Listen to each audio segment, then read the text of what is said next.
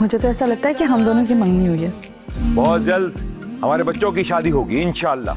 और घर वालों ने ना शादी से पहले मिलने पर पाबंदी लगा दी है। तो उसके लिए आपकी नेक तमन्नाएं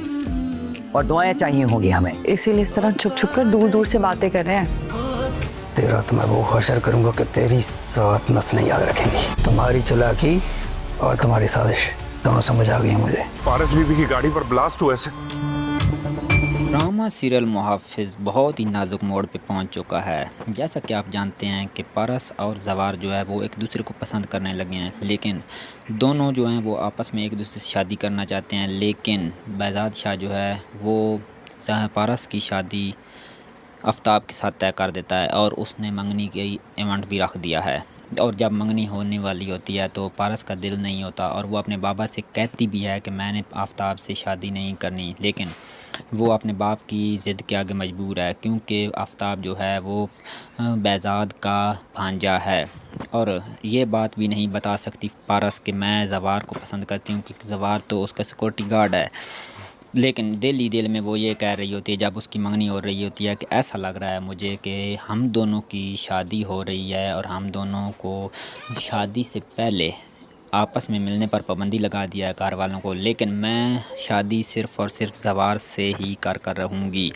और इस बात का पता जवार को भी है क्योंकि जवार के दिल में भी अब पारस ही बस रही है और वो पारस को किसी और का होता हुआ देख नहीं सकता, लेकिन मजबूर है क्योंकि बेजाद शाह जो है वो एक पावरफुल आदमी है और वो उसके अगेंस्ट नहीं जा सकता जवार, क्योंकि जवार एक गरीब घराने से ताल्लुक़ रखता है। जबकि दूसरी तरफ आप ये भी देखने जा रहे हैं कि जो नदीम है उसको कॉल दुरानी करता है कि जब दुरानी को ये पता चलता है कि पारस की शादी जो है, पारस की मंगनी जो है वो नदीम के बेटे आफ्ताब से हो रही है, तो उसको बहुत ही ज़्यादा गुस्सा आता है और वो डायरेक्ट नदीम को कॉल करता है और उससे कहता है कि तुम्हारी चाल और तुम्हारा धोखा मुझे समझ आ गया है, तुम क्या करना चाहते हो और मैं कभी भी पारस को तुम्हारे बेटे का नहीं होने दूंगा, क्योंकि अब मैं तुम्हें वो सज़ा दूंगा जो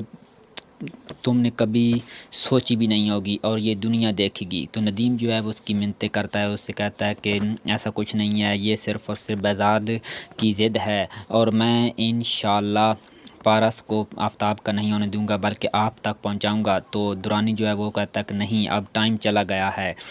मैं अब तुम्हें बर्बाद करके रख दूंगा क्योंकि तुमने मुझे धोखा दिया है। और हाँ, दूसरी बात ये भी है कि जो मैंने तुम्हें ज़मीन दी थी वो भी मैं वापस ले रहा हूँ और अब मैं तुम्हें सड़क पर लाकर खड़ा कर दूंगा।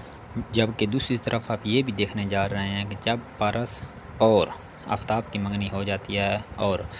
पारस जो है वो अपने घर जा रही होती है वापस, तो उसकी गाड़ी पर हमला होता है और वो सिर्फ़ और सिर्फ दुरानी करवाता है ताकि पारस मेरी नहीं हो सकी तो वो किसी की भी नहीं होगी।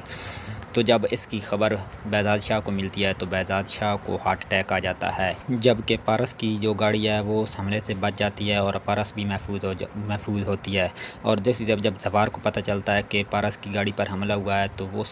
वो दुरानी के पास चला जाता है और उससे कहता है कि तुमने ये बहुत बुरा किया, मैं तुम्हें छोड़ूंगा।